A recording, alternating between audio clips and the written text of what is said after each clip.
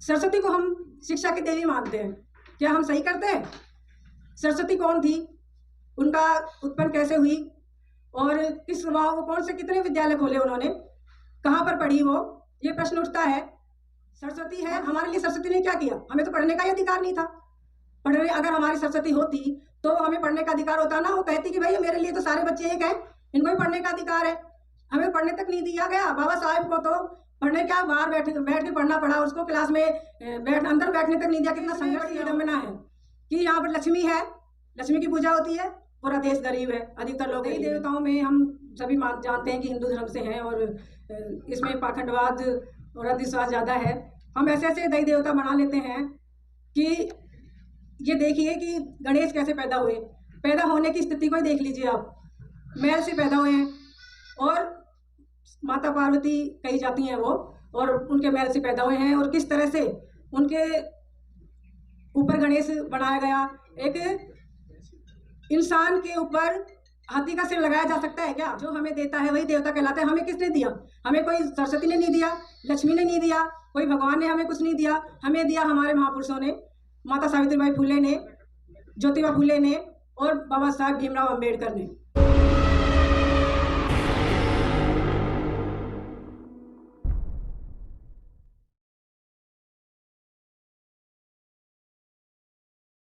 जय संविधान, जय माँ सावित्रीबाई फुले, जय ज्योतिबा फुले। स्मिता सोलंकी जयपुर से। आज माता सावित्रीबाई फुले जी का जन्मदिन है, उसके लिए आपको बहुत बहुत बधाई। हम सभी बच्चे उनके यहाँ पर उनका जन्म दिवस मना रहे हैं और एक बार जोर से कहेंगे, जय माता सावित्री। हमारी देवी देवताओं में हम सभी जानते हैं कि हिंदू धर्म से हैं और इसमें पाखंडवाद और अंधविश्वास ज़्यादा है। हम ऐसे ऐसे देवी देवता बना लेते हैं कि ये देखिए कि गणेश कैसे पैदा हुए। पैदा होने की स्थिति को ही देख लीजिए आप, मैल से पैदा हुए हैं और माता पार्वती कही जाती हैं वो, और उनके मैल से पैदा हुए हैं। और किस तरह से उनके ऊपर गणेश बनाया गया। एक इंसान के ऊपर हाथी का सिर लगाया जा सकता है क्या? ये आप सोचने की बात है। और हम उनको प्रथम देवता मानते हैं।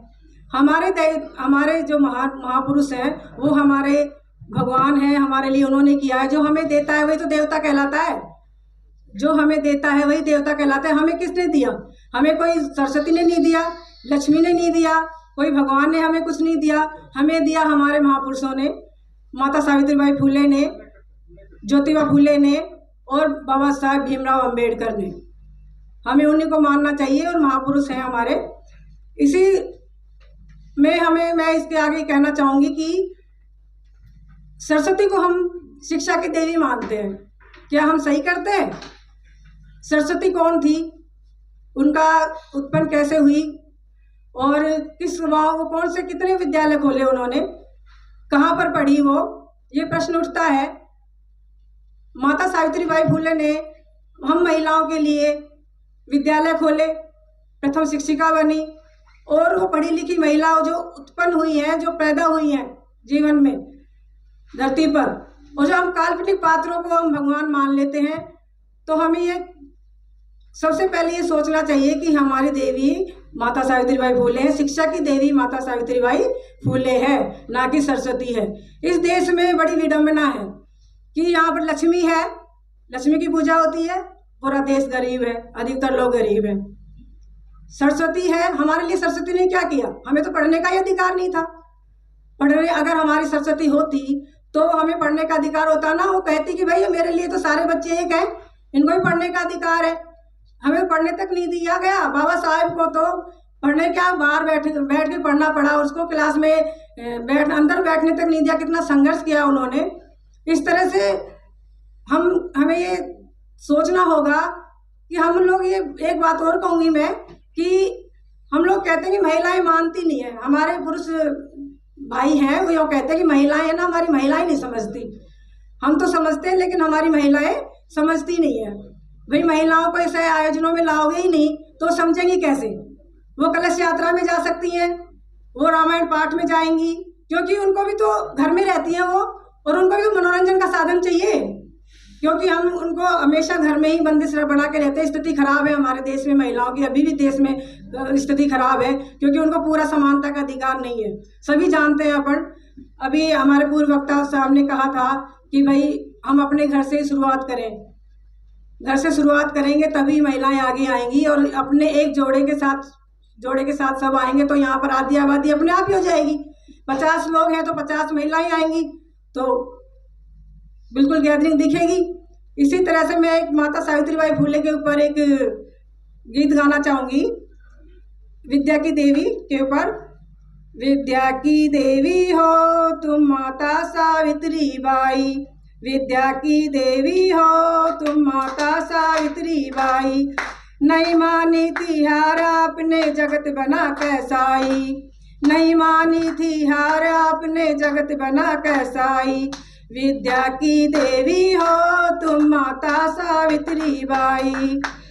फूले जी ने तुम्हें पढ़ाया तुमने हमें पढ़ाया, फूले जी ने तुम्हें पढ़ाया तुमने हमें पढ़ाया, विद्या के मंदिर में तुमने अपना शीश चढ़ाया, विद्या के मंदिर में तुमने अपना शीश चढ़ाया, नहीं झुकी और नहीं रुकी चाहे रोके सारे भाई, नहीं झुकी और नहीं रुकी चाहे रोके सारे भाई, विद्या की देवी हो तुम माता सावित्री बाई, विद्या की देवी हो तुम माता सावित्री बाई।